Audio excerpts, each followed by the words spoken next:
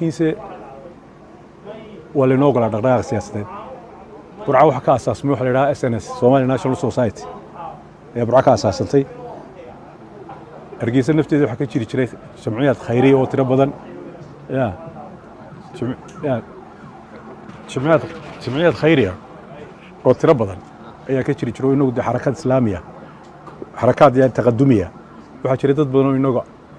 carabta xiriir la leh waxa jiray nimankii loo jiray Xisbullaahi waxa jiray nimankii dariiqooyinkii xaaxay oo kale waxa jiray in Sheekh Muuse صوت العرب من القاهرة إذا عد إننا جوابسه waxa jiray dad badan oo inaga ku xidhnaa adduunka iyaga waxa haystay faashiisto dhaqdhaqaaq siyaasadeed looma ogoleen marka dadkan waxa ka bilaabaan inay sanadkii de waa lagu horreeyay xarakaad badan baa jiray dad hawsha garanaya jiray dad himilooyinka la jiray dad soo qaatay xataa farqolo kala jiray waxa jiray nimankii walaalaha ee Suudaanta ahay macallimiinta inoo noqday xarakaad noocaas ah jiray marka SNL loo bilaabay SNL waa lagu horreeyay dhaqdhaqaaqeenu inaga dadku SNL iyo SYL ay ma soo qaataan NSL marka laga hadlayo SNL waxa la soo qaataa khayriyada Maxamed Ibrahim Cigaal tima cadde xarakadu inta way ka weynayd inaga markaas waxa nagu dhalatay Soomaali weyn in Soomaaliya la isla doonto waa maqasheen baarlamaanka inuu Cigaal mar uu la hadlay baarlamaanka iyagu hore uu 57 ayaanu isweydiinay warshanta Soomaaliyeed ee hadal hayno inay isdoonayaan in kale maxaynu ku ogaanaa xamar baanu tagnoo waxaanu shirar ku qabtaa niman nala yaaban baanu aragnay buu niman iyagu haysta daakhili oo ku mashquulay in boosaskiisii loo qaybsan lahaa saami qaybsi oo hawiye daaroodun soo erinaya oo Soomaalinimo kala doonay ayaan u tagnay buu marka laba baarlamaan baan dadka lahayn unionku wuxuu u dhacaa sharciyan marka laba qolo is doonayso inagu dawlad baynu ahayn waqti yaraynu haanay waxaanu nidaam dawli ah jiray xukuumad baa jirtay baarlamaan baa jiray judiciary baa jiray police military baa jiray qawaaniin gaar aynu lahayn iyaguna qawaaniin gaar ay lahayn markaas dadku sidoo dhici lahaa waxay ahayd in technical committee inta la sameeyo qaabka la isugu darsamayo dee la qorsheeyo lama qorsheeyna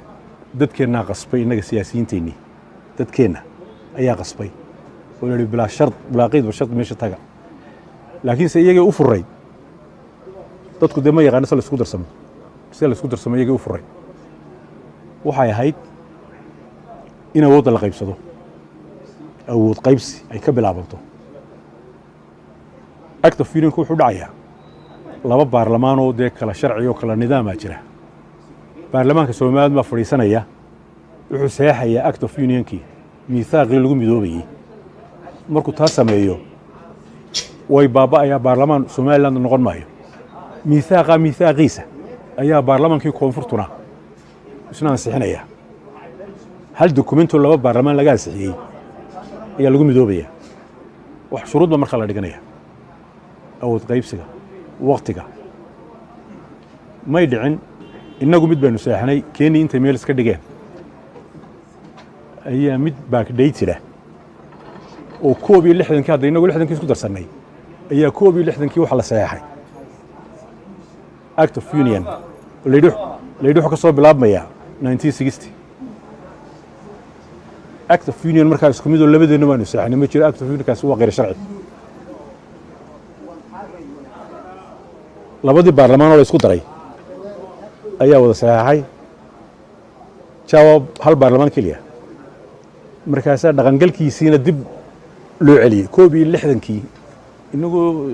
wada dawlad isku ah ayaa la yidhi waan isku 61kii baa ayaa la saxay actka markaas la yidhi dhaqangalkiisuna wuxuu ka bilaabmaya 1960 xeerkuna dib uma noqdo xeer waliba markaa uu dhaqan galo ayuu ka bilaabmaa markaa baarlamaanka maray madaxweynuhu saxo ayuu dhaqangalkiisu koow ka yahay dhaqangalkiisa dib loo ma celin karo marka 60 ilaa 1961 mugdi baa ku jira sharciyadeedaba mugdi ayaa ku jira kow waxa ahayd taa xataa marka laga gudbo markii labada baarlamaan isu tageen in la sameeyo laba speaker ilaa inta doorashada dambe la gaadhayo laba speaker in la sameeyo kow madaxweyne la sameeyey madaxweyne haddii koonfurtu qaadato prime ministerka waqooyigu qaato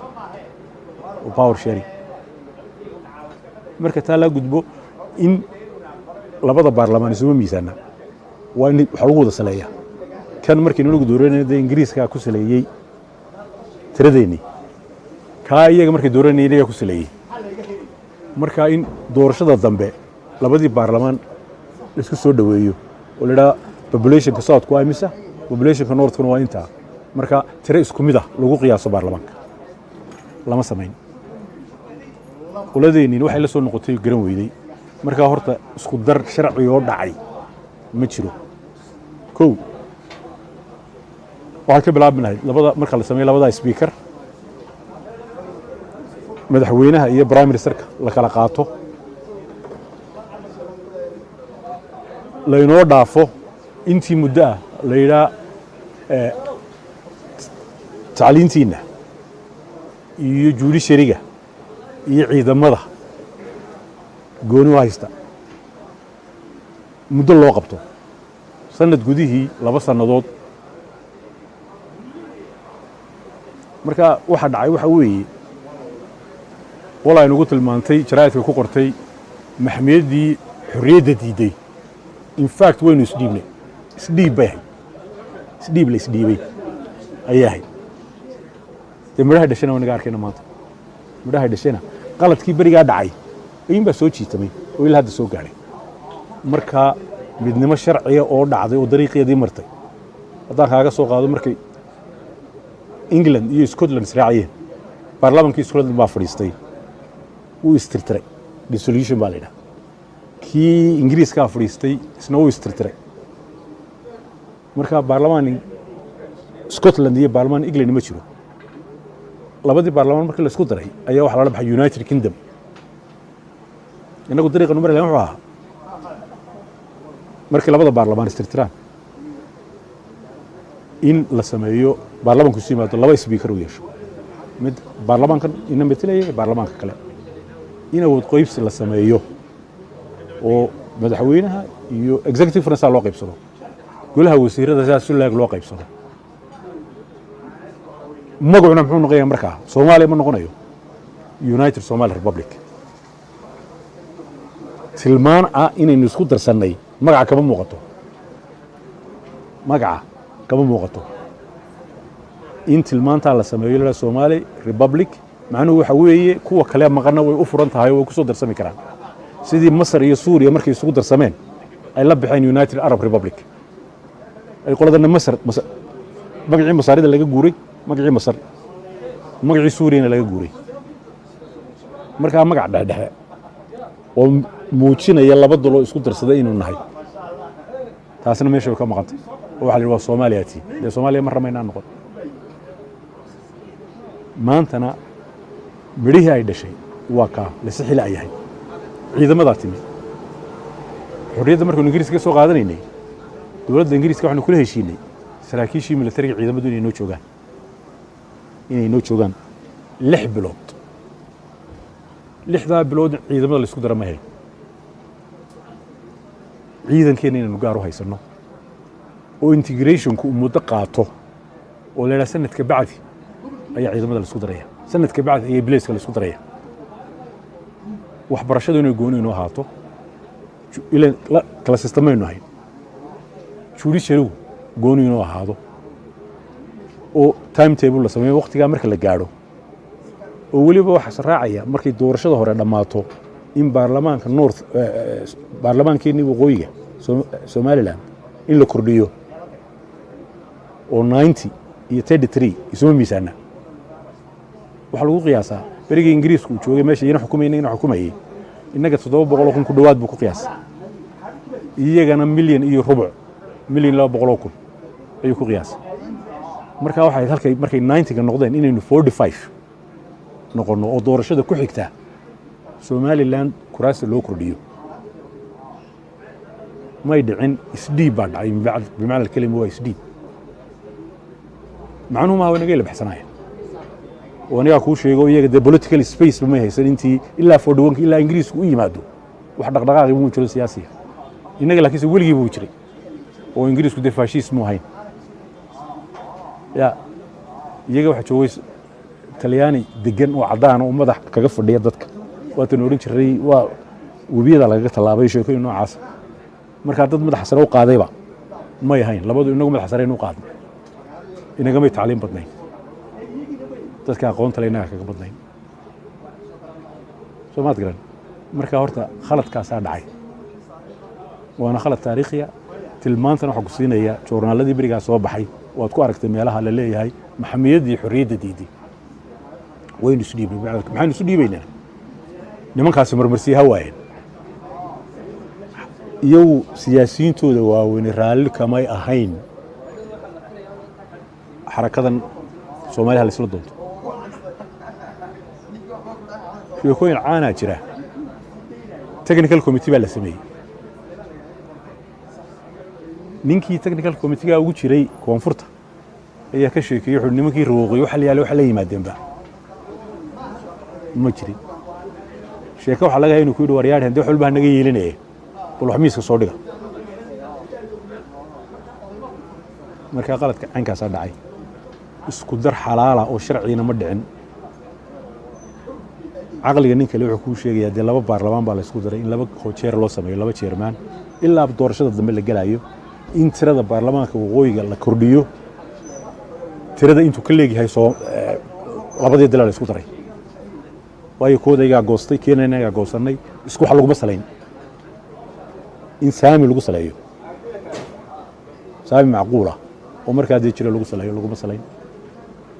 waxay qaateen caasimadii waxay qaateen madaxweynihii waxay qaateen prime ministerkii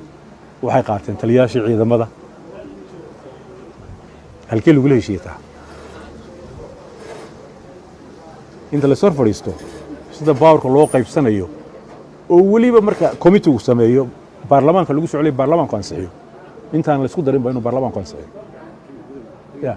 kawde marka horta isku dar dhacayba ma jirin inagoo raadinayna Soomaali weyn ayaa la yiri wax walba hal tiina waa halka ay gaarsiisay waa kuwa maanta ku fikiraya in loo soo celiyo midnimo maaha waa Soomaaliland in loo soo celiyo bimaana kelima caalam wax noo soo karbaasho intuu qadaadka soo qabto anoo keeno qaladkii hore dhacay in la saxana diyaar uma aha inaan meesha aqli oo loo ka garanaysaa ayaantii dhawto la isugu tagay Djibouti khayr wuxuu la shirtigay wala soo shiriin Somaliland waxaanu siinaynaa madaxweynaha iyo caasimadda hadda lama wada hadalba wax meel isla ma dhigin marka yaani fikradda inaga haystaan ba inay tahay dad la soo xareysan karo uno ya say biri hore isaga yimaadeen maanta la soo xareysan karo marka horta isku dar dhacay oo sharci ma jirin hadduu isku dar dhacayna dee mantiq wuxuu ku siinayaa in marka hore labada baarlamaan mid walba goonidiisu saxeexo isku darka oo isku mid ah technical committee la sameeyo sida wax loo qaybsanayo baarlamaanka cusub ee la isu keenay ee isu miisaanay ilaa isu miisaanay in laba chairman loo sameeyo ilaa inta doorashada dambe dhacayso ee saamiga Soomaaliland kordhinayo golaha wasiirada ilaa inta doorashada dambe dhacayso in la qaybsado in madaxweynaha iyo prime minister kala qaato 26 Juun waa laba siyood dalkeeni wuu xoroobay halgankii dheeraan Ingiriiska la soo galay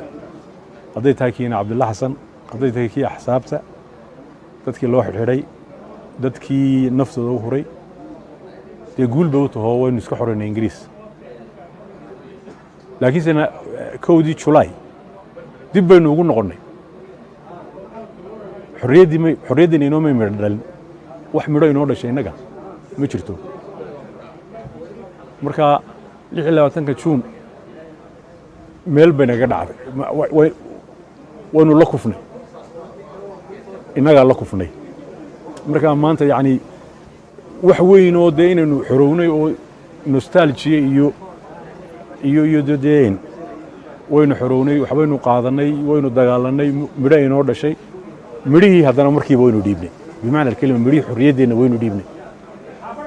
inagaa dhiibnay koonfurtu inamay qasbin inamay sasaban inamay xarfadayn inamay aqoon badnayn inagaa dhiibnay sababteenu dhiibnay waxay war shantaa sidii loo raadin lahaa nimankaasi marmarsiyaha waayeen isku hortaagaan in Soomaalidii kale la helo ayay ahayd maantana caqligii waa halkaa taagan in layna soo xareeyo oo laynagu sasabo madaxweynaha laydin siinaya caasimadda oo sheeka caruureeda de wax rag waaweyn loola yimaado xal bay doonaysaa arrinta Soomaaliya iyo Soomaaliland xal bay doonaysaa iyaga dhibaatada haysa iyo mushkiladaha u yaala midnimadu ma xalinayso midnimadu aynu isu tagnaa imika saacadan xalin mayso mashaakil kulma create gareynaysa inaga nafteena doorashadan aynu qabsan kari weynay kala qaybsanaanteennan maamulkeenu iyo fadhiid noqday wax la kala tirsanaayo inuu xalin mayso koonfur baynu ku biireynaa waxaanu ilaabayna way sii xoogaysanayaan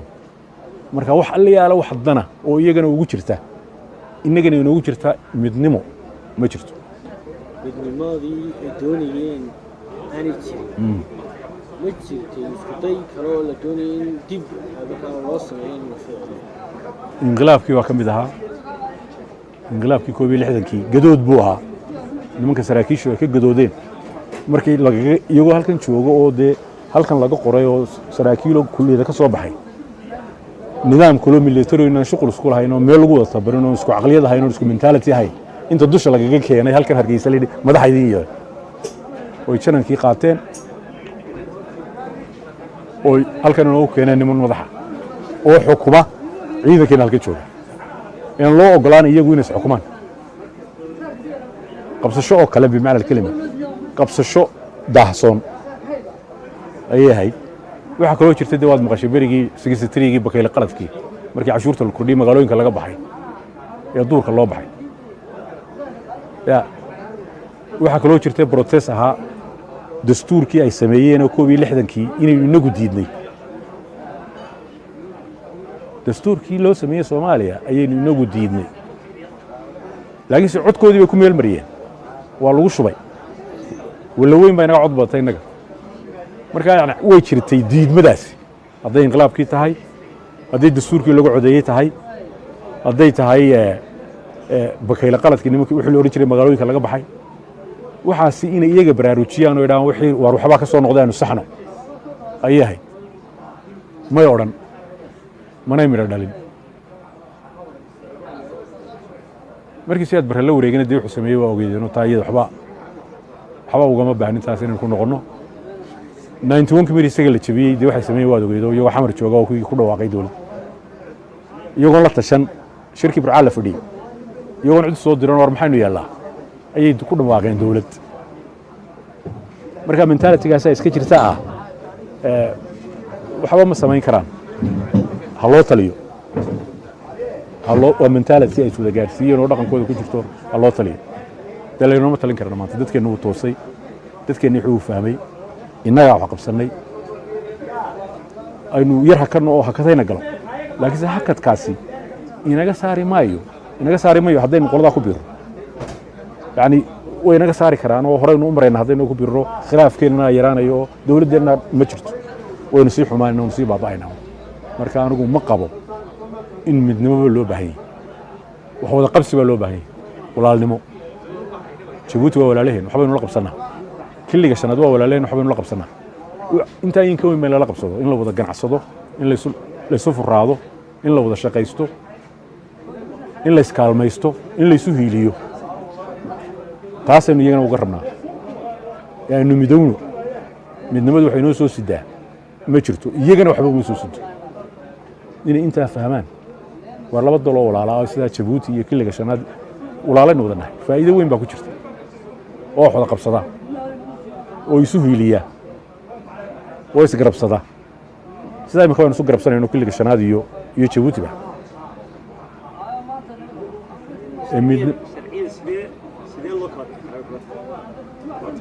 dee kala baxba ma jiro wixina waynu haysanaa caqliyadooda yani waanu u baahanay Somaliland ayuma isu keenaysa haday inta fahmaan war Somaliland uma baahnid Somalilandna kuma baahnay marka homework baa ku yaala qabiyo badan baa xagaaga jirta political development ku kala sareeyay inta soo madaxweynaha dooranay inta soo chairman doorasho galay dastuur baynu samaysanay oo afti u qaadnay iyagu kooma joogaan inay fahmaan oo yiraahdaan war teeni baynu la liidanaaye nimankan in faraha ka qaadno waxa la yaalo waxay noo kordhinayaan isku darku maanta hadii la midoobo waxay noo kordhinaysaa ma jirto marxaladan la joogana in laga wada hadlo midnimo ma looma bisla lamana gaadhin toodii may xalin inuu soo noqon doono in kale ilaahay baa ninka la heshiiya waxa la gala inuu fulin karo wixii la galay wuxuu saaxiin inuu fulin karo say khayr fulin karaan shaki baa ku jira marka laguma guuro waa bil saddex laguma guuraa leeyahay koonfurtu maarto waa bil saddex ilaahay maruu ka saaraba Allahu yaclam we wish them well inay ka baxaan oo ilaahay u barakeeyo de sidan ay dhaamaan laakiin maanta hadaynu la midowno inoo dhamaanaysa iyana dhamaanaysa waynu isla degaynaa laba nin oo dabaal qoon oo badweyn ku jira oo isku dhagay ayna noqonayna marka aanu mana aaminsani mana raacsani in maanta midnimo laga hadlo war maxaynu wadaagnaa ka wada shaqaysanaa war sideen u wada noolaanaa war sideen isu nabad gelinaa war maxaanu idin la qabanaa maxaanu idin taraa midnimadu waxa weeye tii 60kii mentality-ga ahaa tiradoon ku darsada oo ku badsada 60kii taas aynu ku dhacday maynaan hayn xuquuqdeennii degdegaasaana keenay inuu nagu la yaacayna ku culaynaynay maantana ku culadama ma jirtay waynu miirsanay ya Somaliland teeda ku foofto oo qabiilada ha qabsato oo Muuse iska ilaawo koonfurta dadku uu qaybsan yahay mushakil gudaheena jira doorashooyinkii baanu qabsan kari laanahay xoogu halka gelinayo halkana geliyo caalamkana yiraahdo waryaadhe markanu diyaar nahay annaga wada hadli doona laakiin maanta diyaar ma nihin gacmo muruushka naga daayay dantaada ni walba ka og Mareykan inaga ka og Abiy inaga ka og EU inaga ka og AU inaga ka og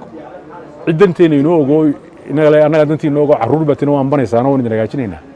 yama aan banayno cidda banaysa waa cidda arrimaheeda dhamaysan kari la dawlad goboleedka la heshiin la dastuur samaysan la doorashooyin qabsan la marka waynu isla deganaa hadaynu isku dhagnay halkiina joogaan halkayga joogo